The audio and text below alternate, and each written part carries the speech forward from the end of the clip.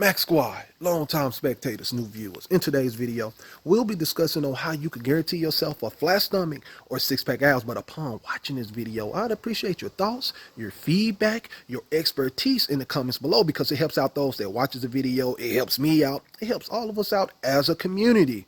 Now, you're going to have people that's going to watch this and say, man, I don't care about a flat tummy and six-pack abs. I just want to be healthy. That's great. Guess what? I'm in the game for health, not aesthetics. But typically, when you focus on your health, it usually leads to aesthetics. With that being said, if you're going to get that flat tummy and six-pack abs, not only get these things, maintain it. Four things must happen, no exceptions. Number one, intervention, whether that's through self or from another entity. Number two, apply knowledge. Number three, consistency. Number four, patience. All right, let me walk y'all through my health journey, because it's essential to this video, and upon listening to this, hopefully it gets you on the path to getting that tummy, the flat tummy or the flat stomach, the six-pack abs, and maintaining it. So 2020 of this year is still 2020, right? But late January, early February, me and my family went on a cruise on a ship. Now, if you've never been on a cruise, for those that don't know, food is unlimited. I mean, from the time you wake up, if you get up 6 in the morning, food is ready to go. So from like 6 to like 4 or 5 a.m. in the morning, food is available. Now, we're on this cruise for a week. At this point, I'm 235 pounds. We do this cruise. At this point, my mental is messed up in terms of me taking care of my body, eating and exercising, doing little no exercise. I'm eating like crazy. I'm eating like crazy on the ship. I'm probably drinking like 5 to 7 sodas a day. I'm going crazy.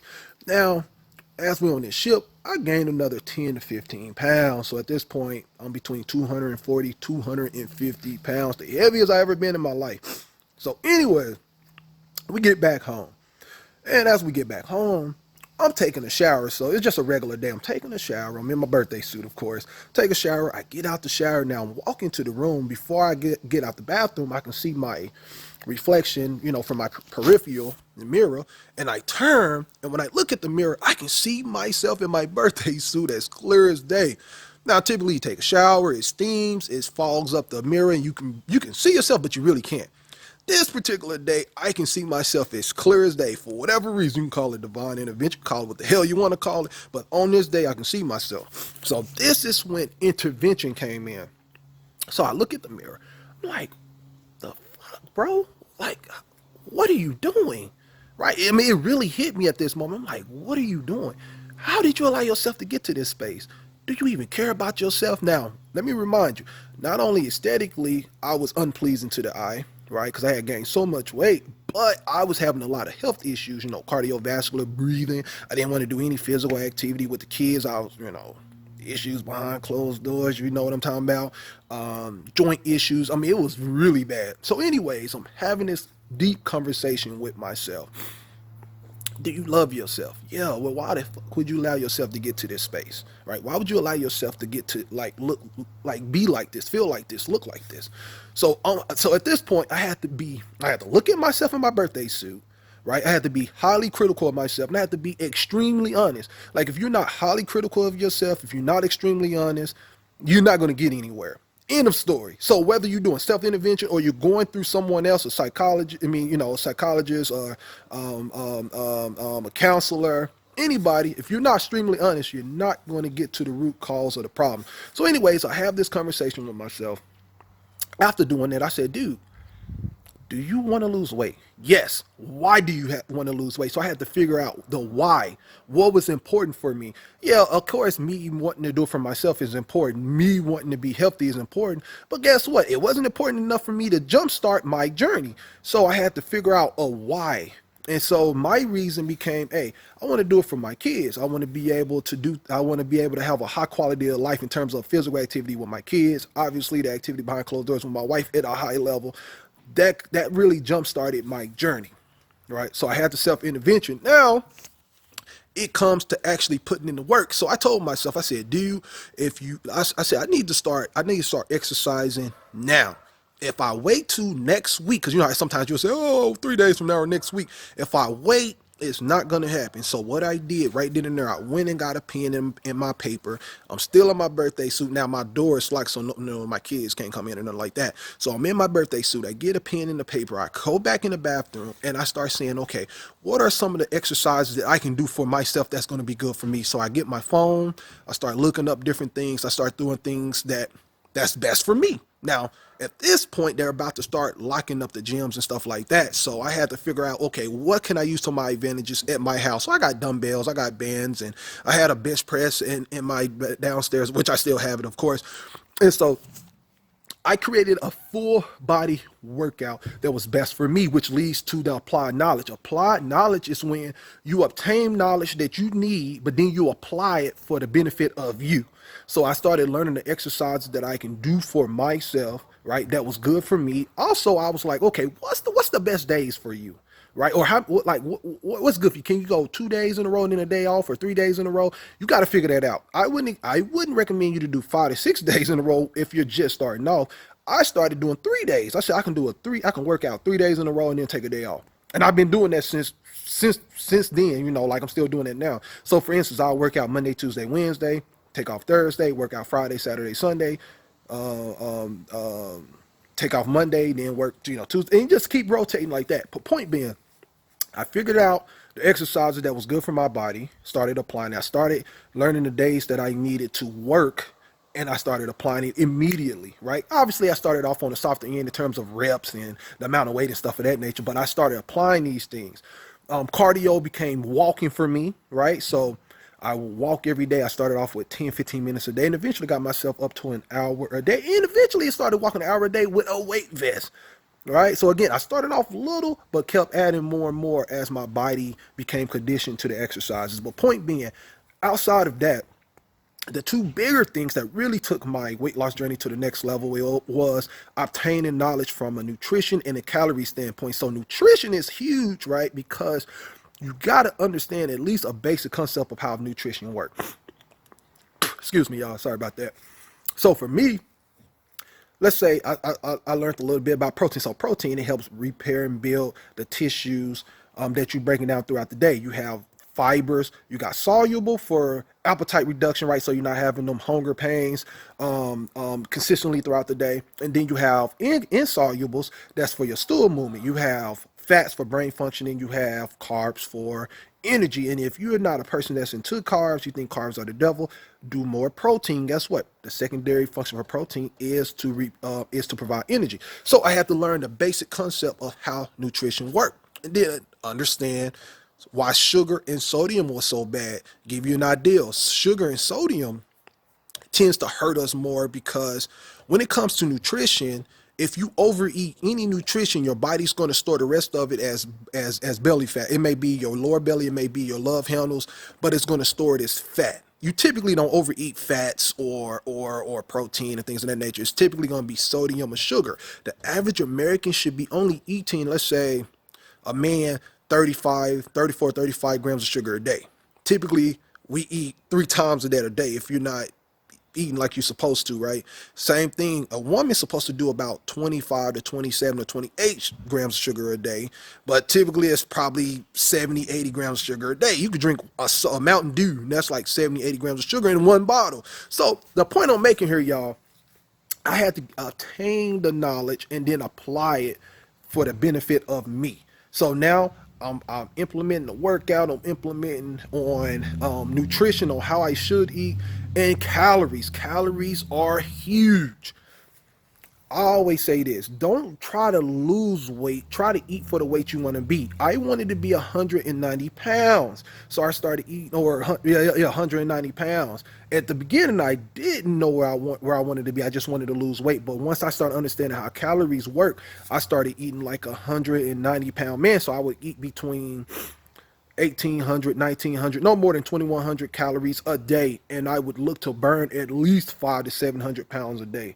Guaranteed that I was going to lose pounds. And then, of course, I had all that weight, so I was losing it pretty fast at the beginning. So, anyways, and you may say, where you get that from? They typically, studies say, times whatever weight you're trying to be, times it by 10. So if I'm trying to be 180 pounds, times it by 10, that's 1,800 calories. Obviously, you can give yourself a little room if you want to times it by 14. But point being, I I obtained the knowledge I needed, and I started applying these things. So working out, what I put in my body, the amount of calories. Now, once I got the knowledge I needed, I started being consistent. Why is consistent important? Well, it creates habit.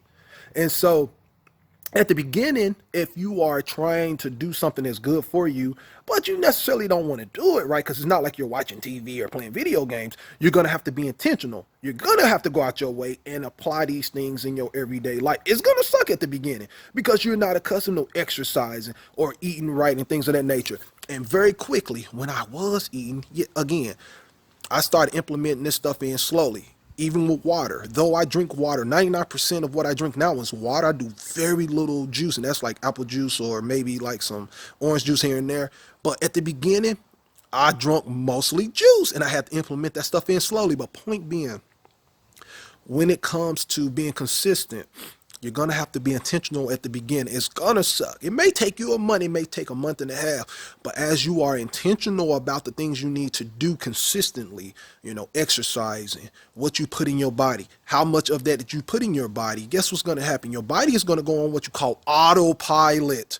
So now you're just, okay, I have to exercise today because that's what my body craves because I've been doing it so consistently for so long now. Same thing on how you eat. Your body starts to adjust to those things. If you're used to eating like crap, that's what your body craves. But when you start eating a little bit more healthier and consistently healthier, that's what your body craves. So if you start eating bad foods after you've been eating well for a while, your body's not going to like that. I don't know. I've been through it. So point being, you're going to have to be consistent. That's going to create habit. It's essential that at the beginning you are intentional, right? About doing these things, eating a certain way, exercising a certain way. Then the last thing that came in where a lot of people fail, a lot of people they have intervention, from them through themselves or from another entity. Most people can get the knowledge and apply. Most people can definitely be consistent. It's just the patience. So what happens is people do the first three things, but they don't see the results come fast enough. So then they start freaking out, and then they just say, well, you know what? I don't see it. I don't care. It's not moving as fast as I want to. So I'm just going to go back to what I was doing, right? Sorry about that, which is the bad habits of eating really bad. And because it's easier to do those things, right? So as I was saying, yes, it's going to take work. Because I know in your mind, you like, man, that sounds like a lot of work. Yeah. I mean, you can go the shortcut route. I've been there. I've done the warrior fast where I did eat for 3 to 4 days. And I lost a lot of weight really fast, like 10, 15 pounds in like 3 to 4 days. But guess what happened? I didn't have the self-intervention. I didn't have any knowledge, right, of doing what I needed to do. I didn't create the consistency, right, in terms of creating a habit. And once I lost all that weight, guess what? I hadn't worked out or anything like that.